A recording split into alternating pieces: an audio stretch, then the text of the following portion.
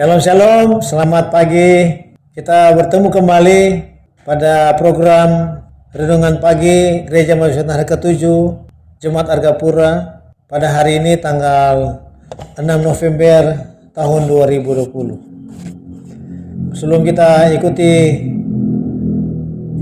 renungan pada pagi hari ini, mari kita berdoa.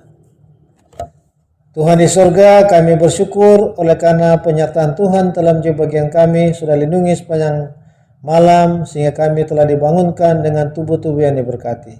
Saat ini kami akan mendengarkan firman-Mu, kiranya kuasa Roh Kudus-Mu bersama-sama dengan kami agar kami dapat mengerti akan firman Tuhan. Kami serahkan dari awal hingga akhirnya di dalam nama Yesus Tuhan dan Juru Selamat kami yang hidup. Amin. Baik, pada pagi hari ini judul kita adalah tidak ada perbuatan dosa tanpa izin. 1 Yohanes 3 ayat 6, setiap orang yang tetap berada di dalam Dia tidak berbuat dosa lagi. Kutipan kita pada pagi hari ini terambil di dalam buku Alfa dan Omega, jilid 8 halaman 533 sampai 535. Yang ditulis oleh Ellen G. White. Baik, kita ikuti keterangan bacaan pada pagi hari ini. Semua yang bukan pengikut Kristus yang sejati adalah hamba-hamba iblis. Dalam hati yang tidak dibarui terdapat kasih terhadap dosa dan kecenderungan untuk membela dosa itu dan memaafkannya.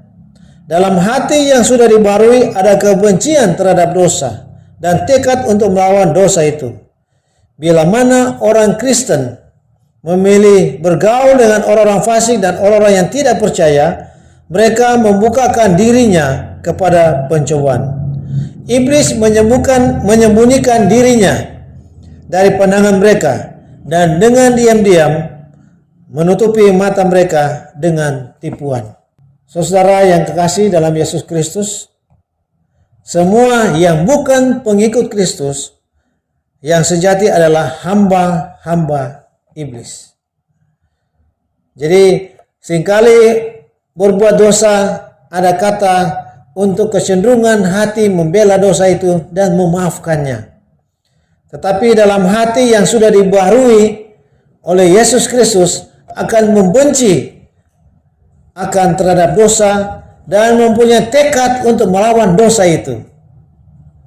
Ini saudara sangat luar biasa bagi kita. Kalau kemarin Allah atau Yesus Kristus telah menanamkan anugerah bagi kita untuk melawan dosa itu. Jadi kita bersyukur ada anugerah. Dan saudara, kalau kita sudah dibarui oleh Yesus Kristus, kita akan merasa membenci akan dosa itu. Bahkan kita punya tekad untuk melawan dosa itu. Sehingga kita tidak akan terjerumus di dalam dosa itu. Sementara iblis terus berupaya membutahkan pikiran mereka kepada fakta. Biarlah orang-orang Kristen jangan lupa bahwa perjuangan kita bukanlah menawan darah dan daging, tetapi melawan pemerintah-pemerintah, melawan penguasa-penguasa, melawan penghulu-penghulu dunia yang gelap ini, melawan roh-roh jahat di udara. Efesus 6 ayat 12. Amaran yang diilhami ini diserukan selama berabad-abad sampai zaman kita. Sadarlah dan berjaga-jagalah. Lawanmu si iblis berjalan keliling sama seperti singa yang mengaum-ngaum dan mencari orang yang dapat ditelannya. 1 Petrus 5 ayat 8. Kenakanlah seluruh perlengkapan senjata Allah supaya kamu dapat bertahan melawan tipu muslihat iblis. Efesus 6 ayat 11. Jadi saudara, iblis berupaya membutakan pikiran kepada kita untuk jatuh di dalam dosa kita. Karena apa? Saudara, kita melawan penghulu-penghulu, melawan pemerintah, melawan penguasa, melawan roh-roh jahat di dunia ini, di udara.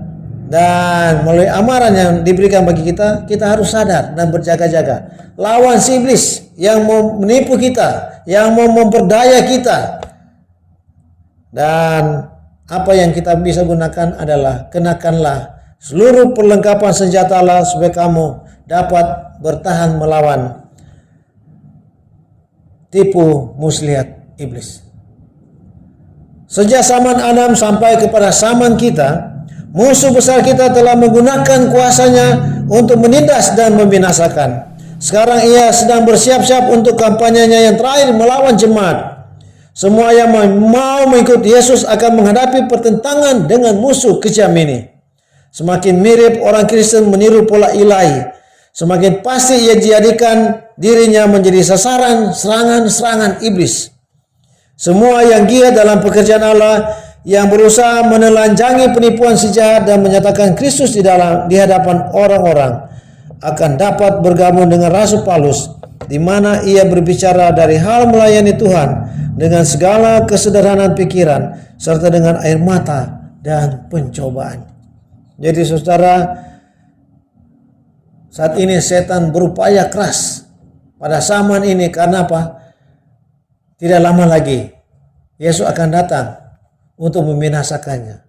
Dan bagi kita pengikut-pengikut Kristus, semakin kita meniru pola ilahi kita, meniru atau mengikuti Yesus Kristus, maka setan akan berupaya keras untuk menjatuhkan kita. Kalau kita giat dalam pekerjaan Allah dan berusaha untuk menelanjangi penipuan si jahat dan menyatakan Kristus di hadapan orang-orang, maka kita akan dapat bergabung sama dengan siapa? Rasul Paulus. Luar biasa saudara. Apabila kita melayani Tuhan dengan segala kesederhanaan pikiran serta dengan air mata dan pencobaan. Iblis menyerang Kristus dengan pencobaan-pencobaannya yang paling ganas dan yang paling halus. Tetapi ia telah dipukul mundur pada setiap pertentangan. Pertempuran itu dilakukan demi kita. Kemenangan-kemenangan itu memungkinkan kita untuk mengalahkannya. Kristus akan memberikan kekuatan kepada semua orang yang mencarinya. Tak seorang pun dapat dikalahkan oleh iblis tanpa izinnya. Penggoda itu tidak berkuasa untuk mengendalikan kemauan atau memaksa jiwa untuk berdosa. Ia dapat saja mendatangkan kesusahan, tetapi tidak dapat mencemari. Ia dapat mendatangkan kesengsaraan, tetapi tidak dapat menajiskan. Fakta bahwa Kristus telah mengalahkan iblis harus mengilhami setiap pengikutnya untuk bertempur dengan gagah berani dalam peperangan melawan dosa dan iblis. Jadi saudara, dalam kutipan terakhir pada pagi hari ini, kita bersyukur oleh karena waktu iblis menyerang Kristus atau Yesus, dia menang melawan pencobaan-pencobaan yang dihadapinya. Sebagaimana Yesus dalam keadaan tubuhnya sebagai manusia seutuhnya. Bagi kita juga manusia, kalau kita mengandalkan Yesus Kristus di dalam diri kita, maka kita juga akan menang dalam pencobaan-pencobaan yang dilakukan oleh iblis itu sendiri. Penggoda itu tidak akan berkuasa untuk mengendalikan kemauan atau memaksa jiwa untuk berdosa. Saudara, ini suatu fakta yang sangat menguatkan iman bagi kita. Kalau kita selalu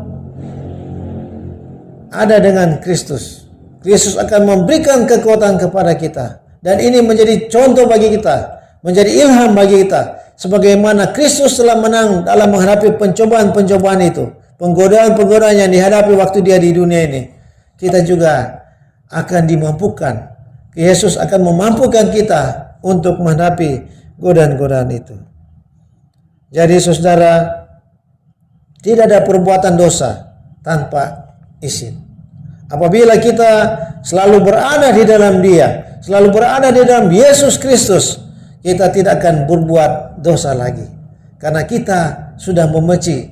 Kita tidak mau, bahkan dalam hati kita ada kuasa Roh Kudus yang selalu memberikan bagi kita, jangan berbuat dosa.